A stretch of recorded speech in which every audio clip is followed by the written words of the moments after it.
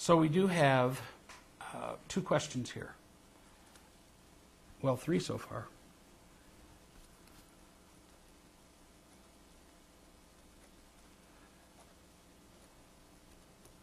One is, here's somebody who says, I've been lying to my son about Santa Claus, and it bothers me, not sure how to deal with that.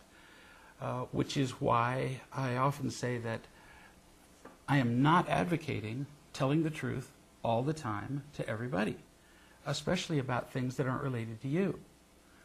So here's a kid, who's, 4, 6 years old. Santa Claus is part of the excitement, the thrill of Christmas. I mean, it's magic. It's fantasy. It's fun. It harms no one. So is it okay for kids to believe in Santa Claus? Duh. It's a hoot. I mean, look at all the little things we believe in. We believe in the gods that blow the west wind. We believe in Cupid. They're just innocent little things. So leave them alone. And if it adds to his Christmas, wow, how fun. And then what if the kid gets old enough where then he comes to you and he says, well, Dad, this doesn't make sense. I mean, this is what happened to me. Although I didn't go to my parents because I just kind of figured it out. And, I was doing some calculations. I mean, there are X numbers of kids in the United States. And if Santa if he was really fast, he shot down the chimney, and just, and he got the toys all put out, and he could do that in, 4 minutes. He wouldn't have been able to do my town, much less my state or the country, so I'm going, oh, there's something wrong with this picture. So if he realizes that and he comes to you and he says, so you've been lying to me. And you say, yes, I have. Isn't it a sweet lie? It's one of the kind of just cultural things that we've all done with our kids. And if he says to you, are there other lies like this? And you say, nothing that would affect the way I love you. Nothing that would affect significantly the way you see the world. And if you have questions about them, come to me and ask me, and I'll tell you the truth. But I don't lie to you about anything that matters. So pretty easy stuff, the Santa Claus thing. Then somebody asked, can we talk about the 90-10 love and teach? Often, like for example, in real love groups, we get in a big hurry to teach people something. Somebody makes a mistake and we go, oh, so now that's acting like a victim, right? When the thing that people need by far the most is to feel accepted and loved. So they need to feel loved first. That's the thing. And if they don't, you can't teach them anything else. So love them, love them, love them. And it's almost like you have to love them not only 90% of the time before, along with 10% of teaching, but it's almost like you have to love them 90 times before you teach them. People have to be absolutely certain that you care about them before they will allow you to teach them anything about them. Now, you can teach them about meteorology if you're a weatherman. You can teach them about how to take care of their bodies if you're their doctor. But if you're going to teach them something about them, they better be pretty sure you love them.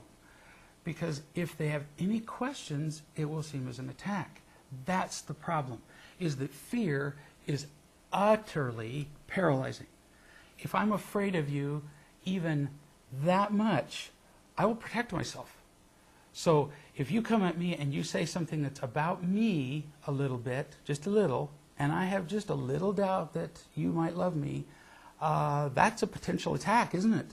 That might hurt me. Well, you think I'm going to let that hurt me? No. So I'm going to protect myself, and very likely then might even come after you so that you don't hurt me again the next time. So that's why the love part is so important. Without it, there's fear, and fear destroys the possibility of learning, of growing, of being happy. Fear's the killer. Here's a question from a woman who is married to a man who, when he gets irritated, tends to sulk.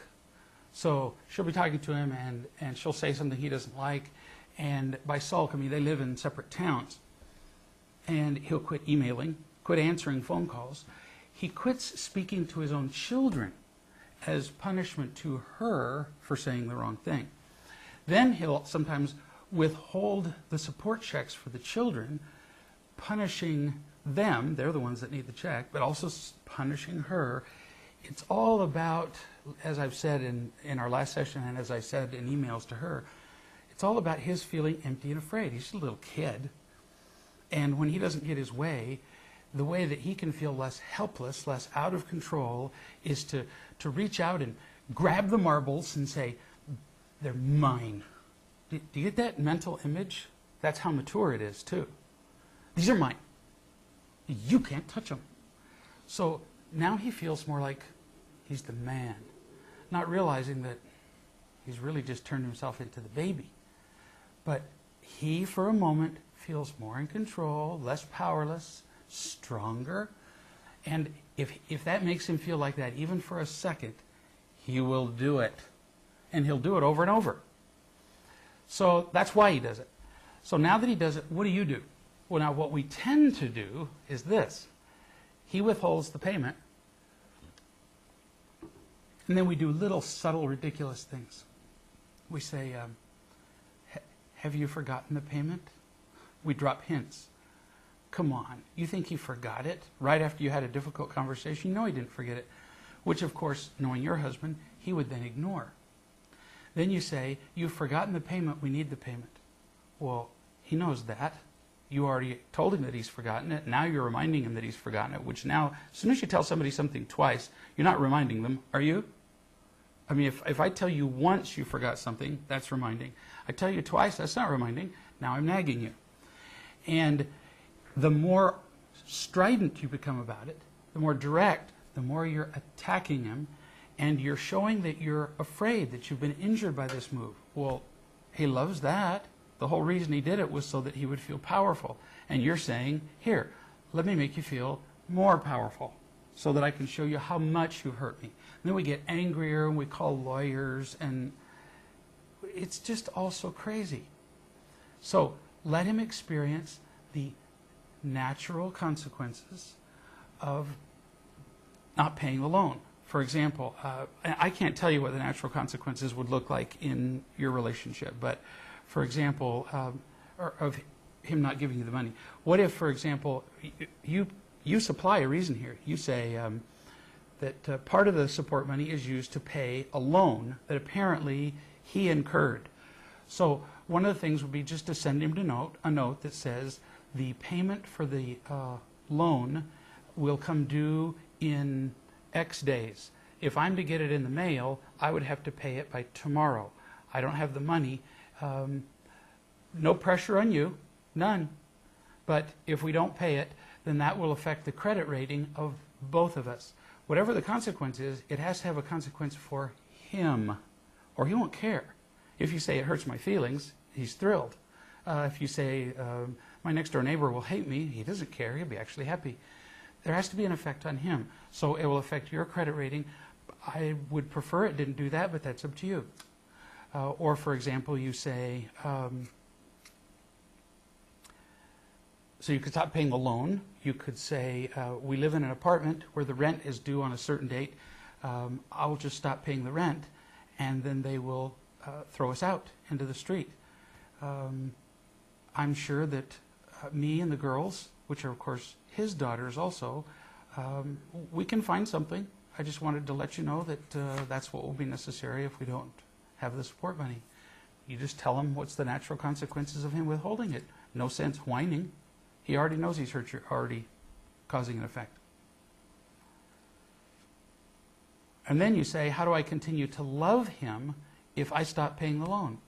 Well, easy. Like, you pick something that affects him the most and may also affect you, like throwing you out of the apartment.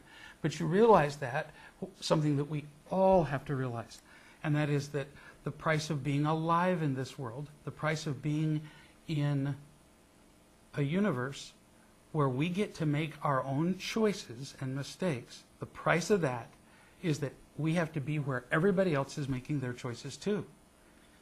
And as they make their mistakes, it is unavoidable, it can't be helped, that as they make their mistakes, they're going to affect who? You. They have to. There just isn't a way around that. So we have to accept that. It will be inconvenient, you won't like it, but how else could it be? So you love him because you still care about his happiness. He's just an empty, drowning, afraid child. And you love him because he needs it, not because he's nice. In fact, your question reveals that our entire society is based on conditional love. Do you see that? You say, if he does something bad, how do I keep loving him? In unconditional love, you wouldn't even ask that question. Because unconditional is not about loving somebody while they're doing what we want, so it wouldn't even matter to you. But it shows you how thoroughly we have bought into loving people because they have nice behavior, or at least because they don't have not nice behavior. Wow, have we been taught to love conditionally?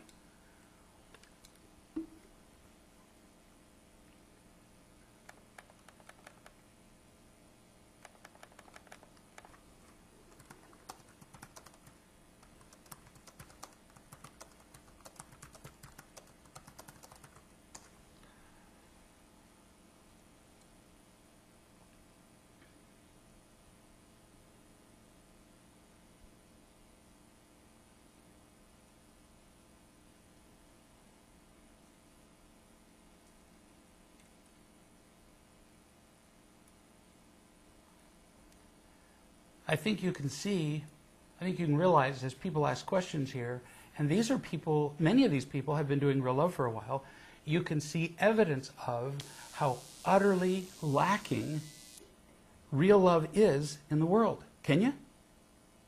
Because people say things like, well, so how do I love somebody when they're hateful? In real love, that's a no-brainer question. Because in real love, nobody has to be not hateful in order for you to love them. It reflects that in the world, we live on the field of death all the time. So, never picking on somebody when I say, can you see how that's a question from the field of death? It's how the whole world lives.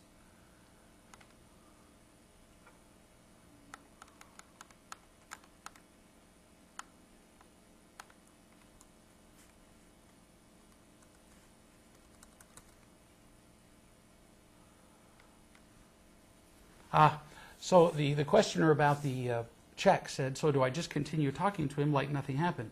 Yes, about everything else.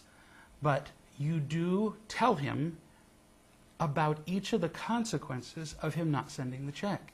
And you tell him once. So you would say, due to the lack of funding, I have not sent in the loan check. Within 5 days, that will then affect our credit rating, and it will make it harder for us to get loans in the future.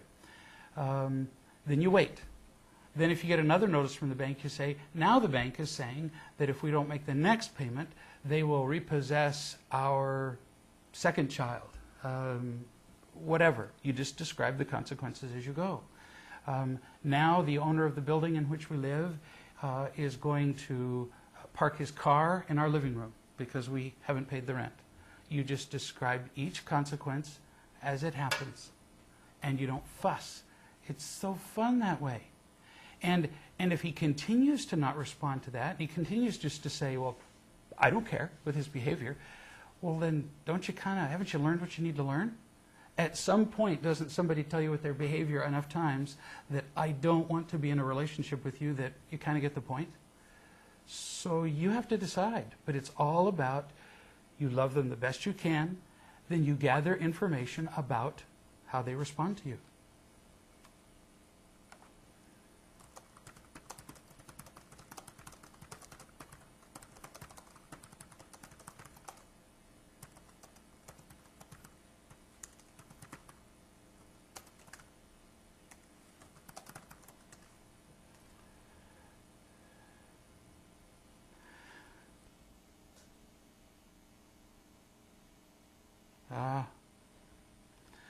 So here's a mother who says that she has an 8-year-old who thinks it's okay to ruin household items because, well, you can just buy new things, right? That's what mommy would do. So you teach her that respect for other people's items is the way to go. And you sit down and you write out on a piece of paper some clever ways to teach her that. We're really good at coming up with clever little strategies and marketing plans and stuff at work, and at home, we're lazy. So you sit down and write them out. So how could I teach her that?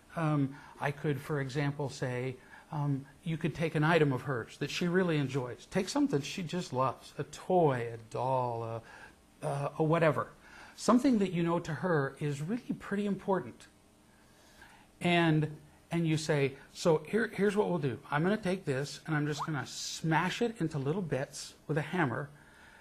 Would you like that?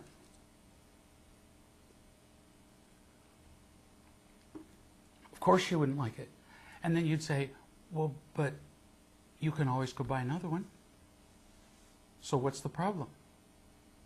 And then you have her write out what the problems are. See, this is important. The kids come at us and they ask us the difficult questions, and we feel like we're on the spot. Hello? We need to ask them the difficult questions and let them come up with the answers. So you say, if I break your item and you can just replace it, what are the disadvantages to that? And she's going to be able to come up with some good answers. Well, I'll be without it for a time until it's replaced. And you also make it clear she'd have to use her money to replace it. After all, it's hers. That's how she treats you.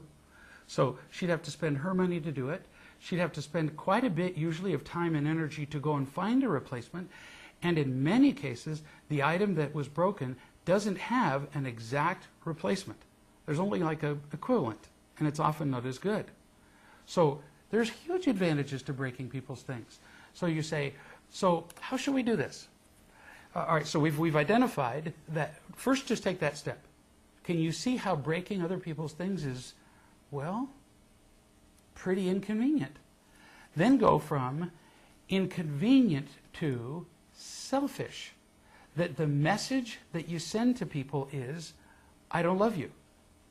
You're saying, I don't care about you. I can break this because it's convenient to me, but I don't care about you. Then, so you keep teaching her this. And when I say keep teaching, I mean from incident to incident. She may have to break several more things. Teaching is way more important than breaking things.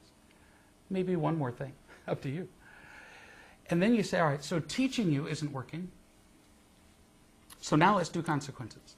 Let's talk about what would be the next consequence if through carelessness, I don't mean, just an accident. She's, for example, actually, using a spoon and stirring something and the spoon breaks. Well, that's an accident. That's breakage from use. Tough stuff breaks. I mean, there was a guy working in my yard and he was shoveling something and he broke the shovel and he came to me and apologized. And I said, well, after X long metal fatigues, and you're supposed to break them. So thank you for using it hard enough to break it. I'm grateful. But if she breaks it out of carelessness, she's using your spoon, for example, as a pry bar out in the yard to lift rocks. She's using something inappropriately and breaks it. Then you say, so what do you think would be an appropriate consequence? You ask her. What would it be? And usually, they don't have an answer. I don't know, a timeout for 10... No, that's way too easy for one thing. A natural consequence. So you provide her some options. And you can come up with your own. But like some options might be, and help her so that she can choose from them. You say, well, I could pick something of yours ahead of time. Like now, we could choose it now, so we already know what we're going to do the next time you break something. And then I'll take that out and run it over with the car. And then, of course, you'll have to replace it with your money, and you'll have to go out and get it, and that will be your job. So she says, oh, well, I don't like that idea. Oh, okay, let's try another one. Let's say that if you break that, then what you're saying is you have no responsibility, no sense of responsibility or caring for any of my things. So then what the rule will be is, for a week, you won't be able to use anything that's mine. Now, that could be a huge drag. That means she would have to eat dinner on a paper plate with either plastic forks and spoons or her fingers, because she can't use your silverware and she can't use your dishware and she can't use your, you see? It's real simple. I mean, this is how it works in the real world. If you borrow something from you rent cars from an agency a couple of times and you wreck their cars and you go back there, you think they're going to rent to you again? No, you're going to be on their list that says, don't rent to the stupid boy who wrecks our cars. This is just how the world operates. So you give her choices. You can not use my things. I can break one of your things. It's just so that you get there's no vindictiveness to this. See, this isn't, I'll break one of yours if you... No. You need to learn what it's like to lose something through somebody else's behavior. Or you give her a third option. There are so many. And you write them down, and she says, well, I don't like any of them. Oh, well, if you can give me another one that's sufficiently inconvenient, a really good consequence, in the next 3 minutes, we'll use one of yours. But if you can't, I get to pick one from the list. See, it's not like if they can't think of one, oh, well then, oops, if you break my things, the consequence is we go to McDonald's and get an ice cream. So, because naturally that's what they would pick. And so that she begins to understand that breaking things has consequences. And then eventually she'll realize that, I don't want to break things. The price is too high. See how simple? Consequences teach beautifully.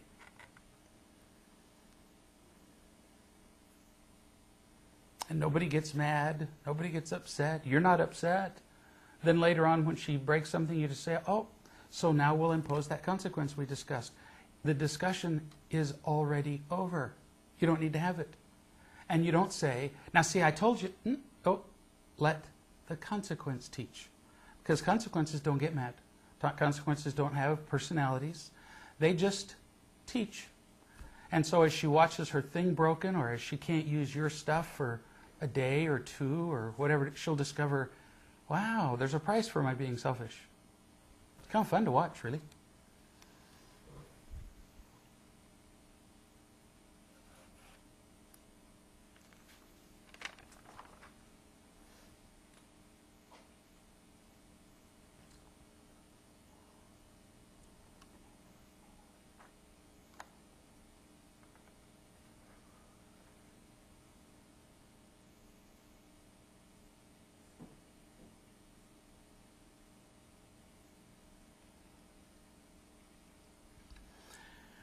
Here's a woman who says, some people respond to love quickly. Others need more consequences, and it should be said, more time and more love. Does that mean that some people are more selfish than others? Well, some people are more selfish than others, but that example doesn't. For example, some people are in their position of emptiness and fear just because they've been hurt more. This is just a hard question to answer only because of the word selfish. So really the answer to your question is yes. People require more consequences because they are more selfish, but we have to look at why they're more selfish and not impute some bad quality to the word. Okay? So anytime I'm not loving, am I not selfish? Yeah, I am. But usually people are more selfish, more empty and afraid because they've been hurt more, because they've been deprived more, because they've been loved less. And so, yeah, it takes longer to love people and teach them with consequences in some cases because they've had more pain in their lives. And they're less able to hear. It's surprising sometimes the people that will hear and the people that won't. I've seen people who are just almost utterly deaf to consequences. I was in a situation recently where I was explaining a consequence to a man and saying that because of his dishonest behavior, all he had to do was sign a piece of paper, and the consequences of his lying, stealing, so on, would vanish. And I thought, gosh, what a deal. I was going to make his life utterly easy, even though he had been a real crook. And he said, well, I don't want that consequence. Okay, well, the other consequence would be go to jail. And he said, okay, I'll go to jail. So, some people require more consequences than others. It's kind of stunning sometimes. Some people's need to be right is so overwhelming that they'll give up their lives to be right. They believe in it that much.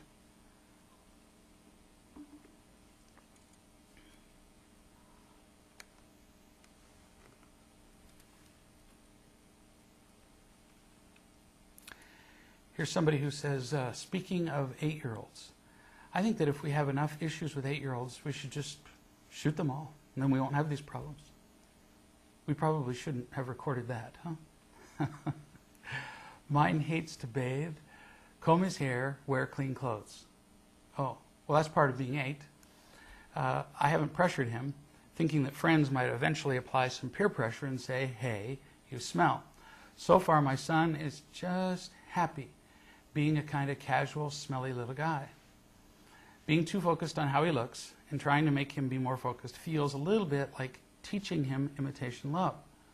Letting him dress and look how he wants is refreshing. But I worry that I'm not teaching him about the real world that expects us all to be bathed and well-dressed. Oh, you just did a beautiful job of teaching me what you need to teach him. And you did it great. So you sit down with your 8-year-old and you say, son, we'll call him Stinky. So Stinky, I love you. And the more that I've learned to love you, the more I've learned that controlling you is not loving, especially when I become like disappointed or irritated or pushing you. And then you ask him, do you remember times when I've done that? You know, when I've said, now get in there and change your clothes. Give him some specific examples. And you give it to him in just this kind of tone of voice so that he gets a chance to laugh at you. Kids love that. I mean, they just adore laughing at their parents' mistakes. That's better than ice cream. And so you tell him, you know, I've really blown this in the past, and I'm learning how to do this differently, which I like better. It's not just another clever technique, it's the right way. Because you need to learn to make your own choices. It makes you a stronger and better person.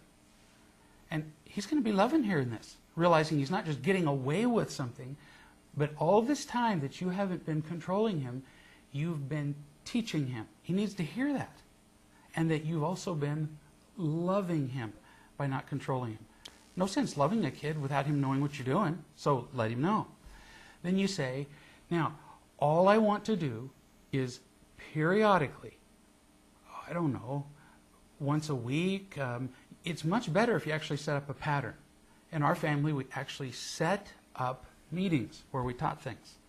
And because if you call a meeting to teach a kid thing, he knows he's in trouble. See what I mean? Okay, we're going to have a meeting about you and your, well, the kid knows he's doomed. This isn't going to go well. Whereas if you have a regularly scheduled meeting and you use it for scheduling and praise and for guidance and correction, it just is all part and parcel of the same activity, which is teaching. So once a week, once a day, whatever it is, you have a meeting with your kids. And during the course of the meeting, you periodically have lessons on hygiene. I don't know, once a month? Something. And instead of what parents do is, you've just got to wash more often. You've got to be cleaner. What will people say? That's not teaching. Can you imagine your algebra teacher coming in and teaching that way? That's not the answer to that question. What are people going to say to you the rest of your life if you give that kind of answer? This is not a useful lesson.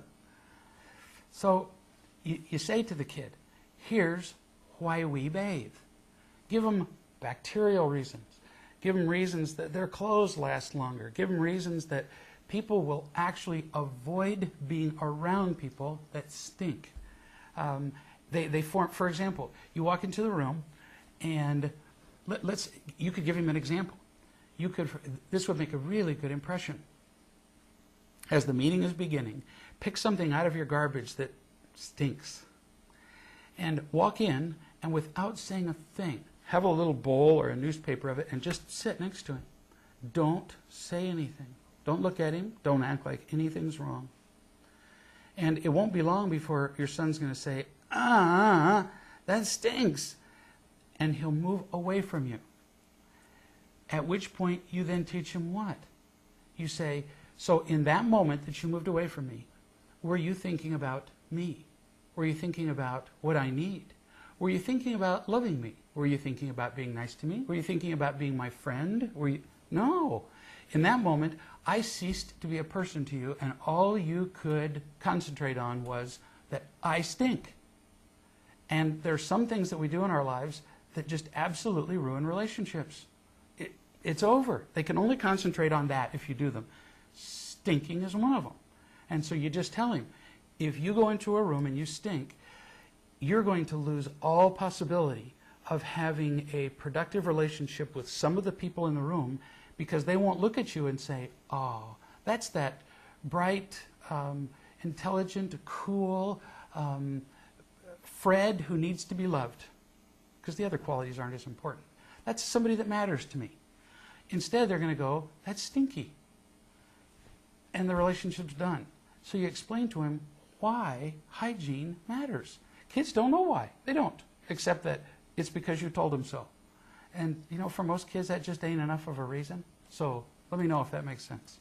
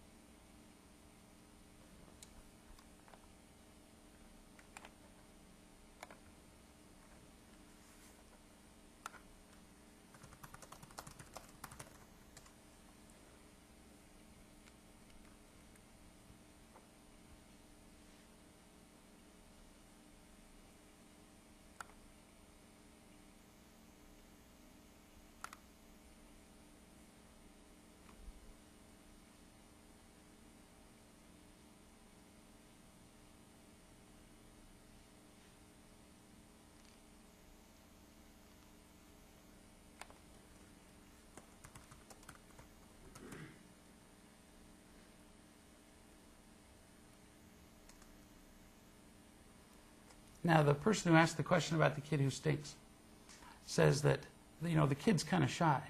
And so giving him the reason that the idea of drawing people to him isn't all that attractive anyway. So telling him that he would repel people wouldn't excite him. I understand that, which is why you're going to give him a bunch of reasons for hygiene. You know, the health, the effect it has on your clothing. You're going to talk about, even if he doesn't want to draw people to him, here's something that does matter. Here's another experiment you could do. And I'd kind of like your feedback here. Let's say that you have one of your family meetings or whatever, and when your son speaks, just look at him and do this.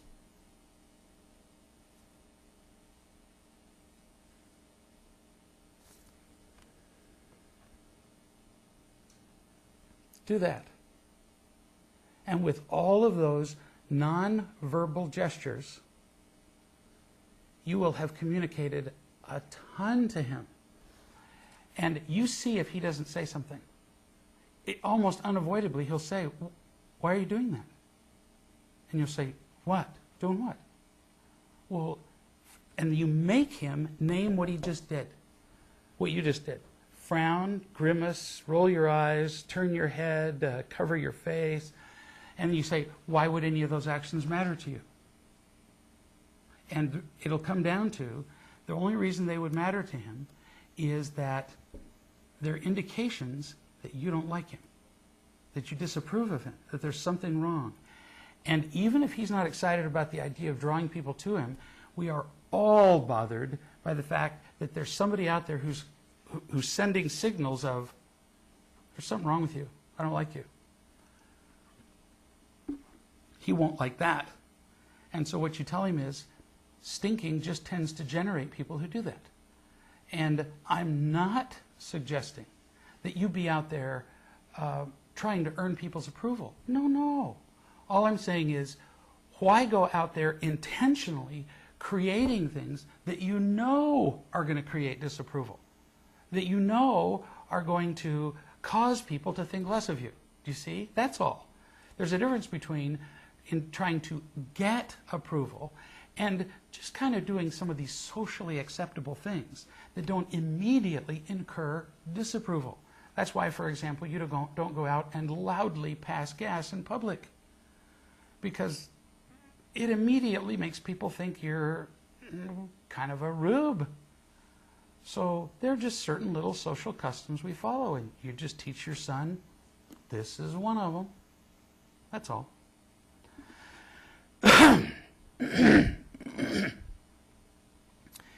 Here's a viewer who says, November through December, I had many nights when I woke up for hours wondering why my wife decided to divorce me, and why she could not see the possibility of real love, and how great that would make our family. Makes you crazy, doesn't it? Working with my coach, I've come to understand that I was expecting her to get real love. Yep, you were. Not only that, but if she was to be pressured into finding real love, she would be living a lie.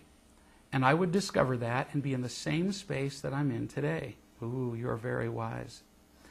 The biggest mover from my coach was, why would I even want to be in a relationship with someone who does not desire to discover or work on real love? Right. Bottom line, I am sleeping and living more happily today than I have for a long time. Finding a real love relationship, finding a relationship based on real love is going to be a challenge. Do you have any suggestions? Oh, no, don't see it as a challenge. It's going to be fun. No kidding. It's going to be a hoot. Why?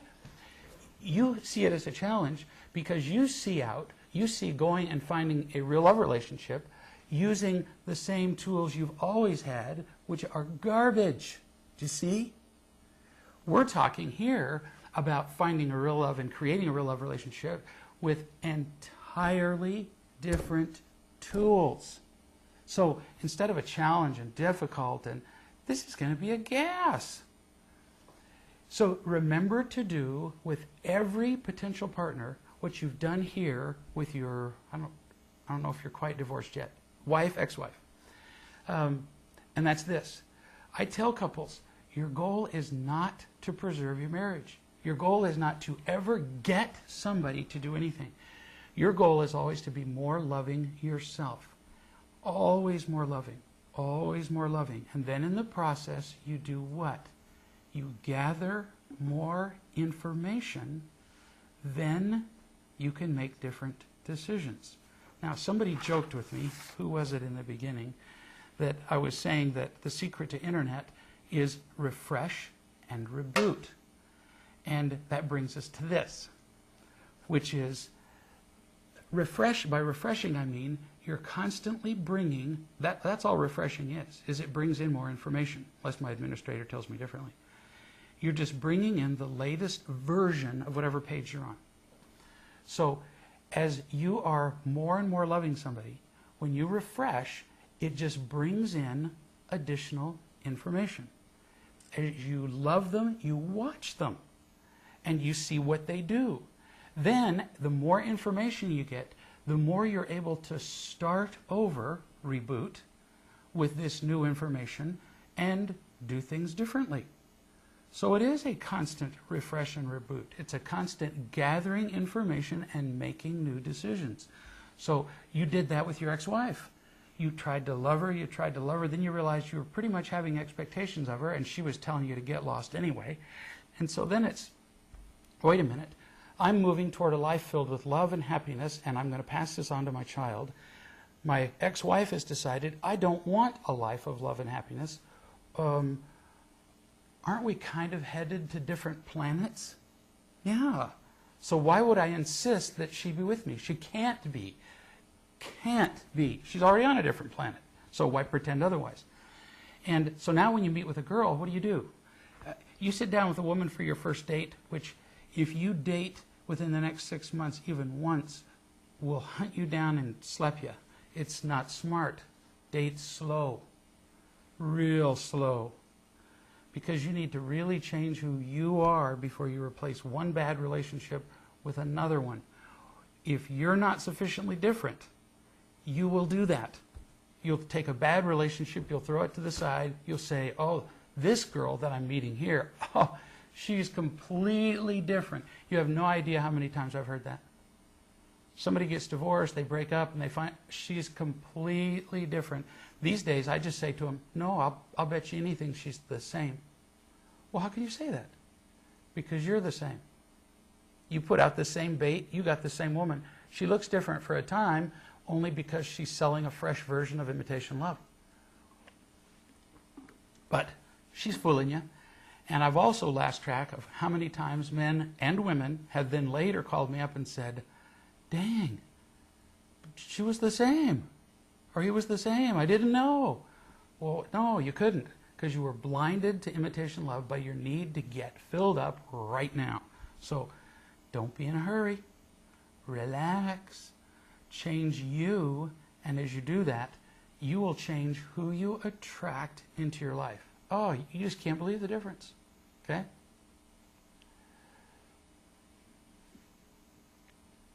So, the man that I've been talking to says that his head is nodding. Good for you. Everybody's in a hurry. Let me ask you this. If you're on a plane and it's about to take off and the weather's bad and the pilot says, well, crud, one of the engines isn't working very well, kind of like last week. And one of the electrical systems isn't firing, but, oh, heck, let's take off anyway. Or let's take a vote. Who would like to take off? Is there any moron who would vote to take off? Wouldn't you want to have the jet ready, since you're going to lose your life if it isn't? Well, that's the same thing with dating. I'm not exaggerating. I mean, there's no mistake you can make bigger than marrying the wrong person. Isn't. So how about if we get the jet ready? What do you think? Wouldn't that be like an idea? Let's get the whole thing ready. When you finally marry somebody who is healthy, happy, wanting to participate in an unconditionally loving relationship, you think you're going to regret that you spent an extra month getting ready for her? You won't.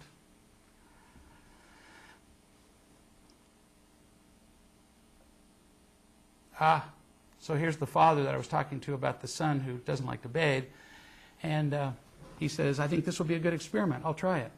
I think since he gets attached to his favorite shirts, teaching him that his clothes last longer, if he keeps himself and them cleaner, may speak to him. That's why with every kid, with every adult, you teach them differently. You do not teach everybody the same. I don't have the same two conversations with anybody. You listen to them. What is it that moves them? What motivates them? Like you said, this kid doesn't care if he has a mob of people around him, but he may care that his clothes last longer. He may care that if he gets dirty and filthy enough, he tends to get underarm abscesses. One of your little experiments might be, I already gave you the one with the, coming in with something stinky or looking at him funny, or one of the experiments might be that you might come in with some garbage in your hand and a knife. And he says, what's that for? And you say, well, you've been smelling so bad lately. I thought what we would do is eventually you're going to get an abscess under your arm, so I thought that it would be faster and more kind if I just showed you what it was like to get one now, so that you'd know. And so we'll just take this fork or whatever it is and dip it in the garbage and just poke you in the underarms with it so that, you could see what that infection's like. So you can give it a small one before you get a great big one. Now, obviously, I'm not suggesting you do that, but he'll get the point. And you'd never do any of this with the slightest bit of meanness. You're loving him. That's why you're teaching him. It's all about loving.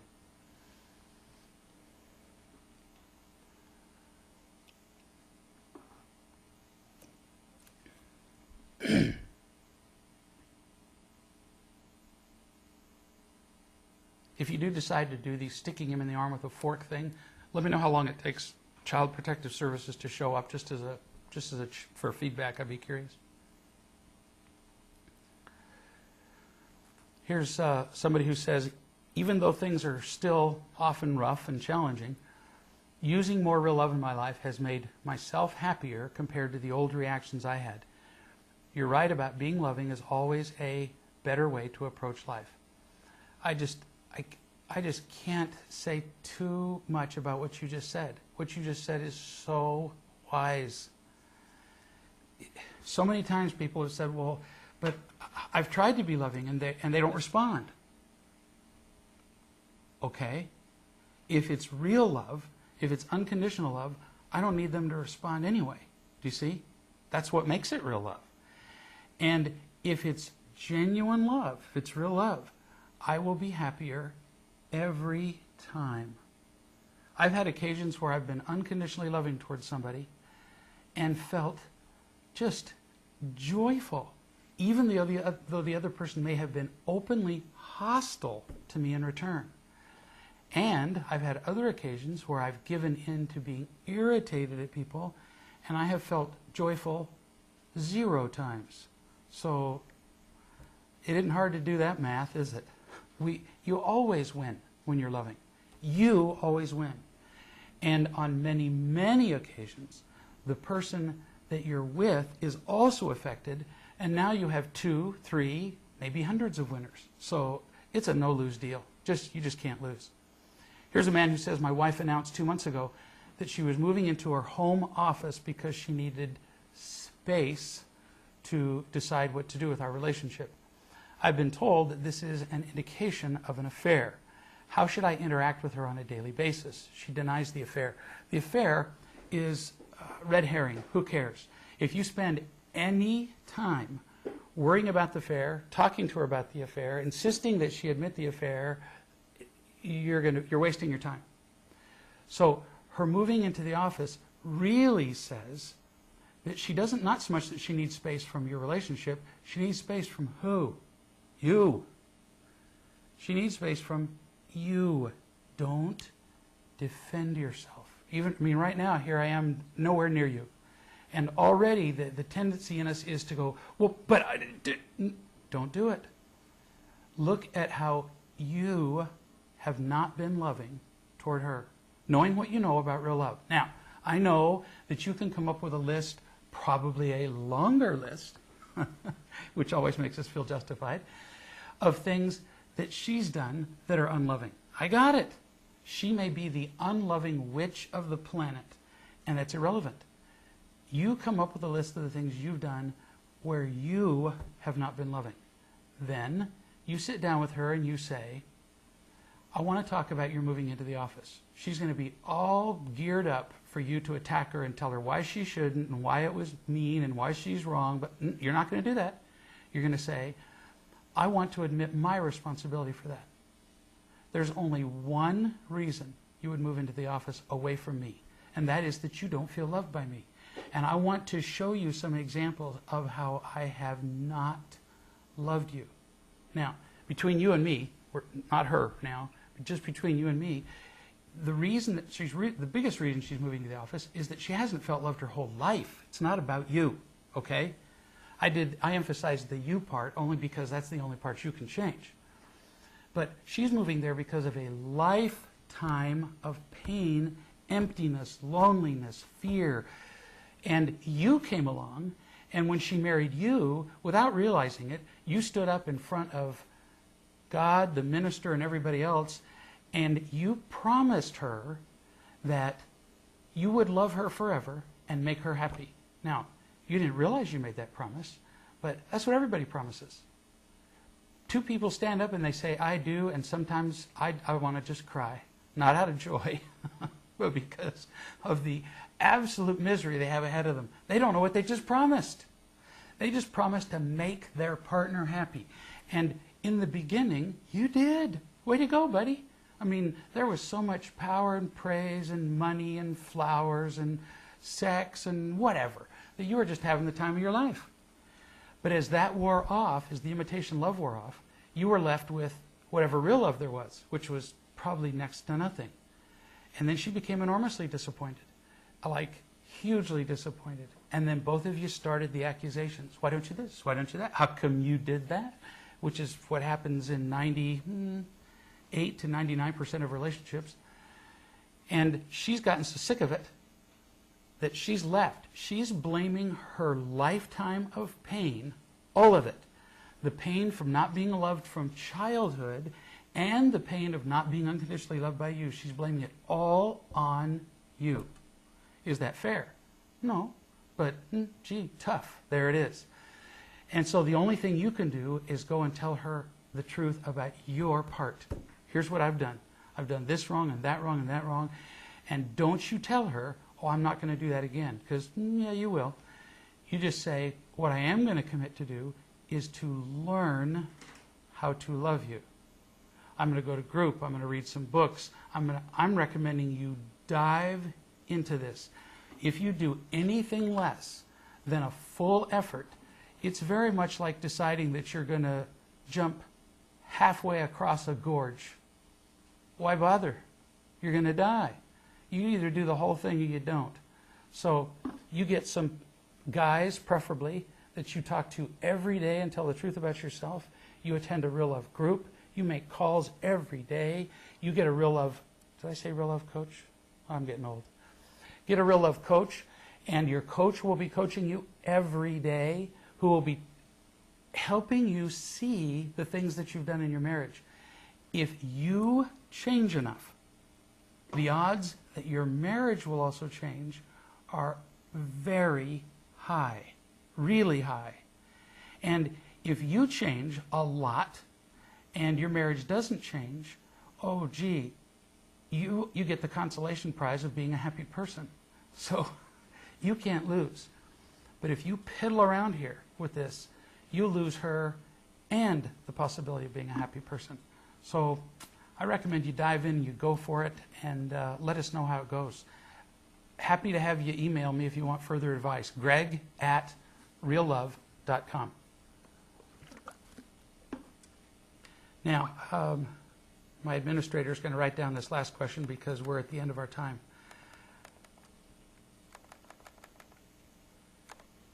Hang on. I can't.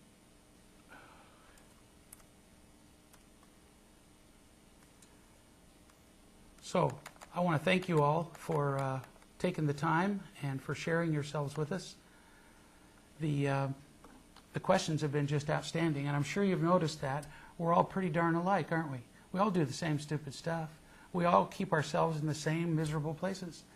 And as we learn this together, as we learn to find real love, we'll not only get smarter about changing the way we behave, but we'll feel each other's love. And that gives us the power to change our decisions. So remember, until next week, it's always about real love, and we love you.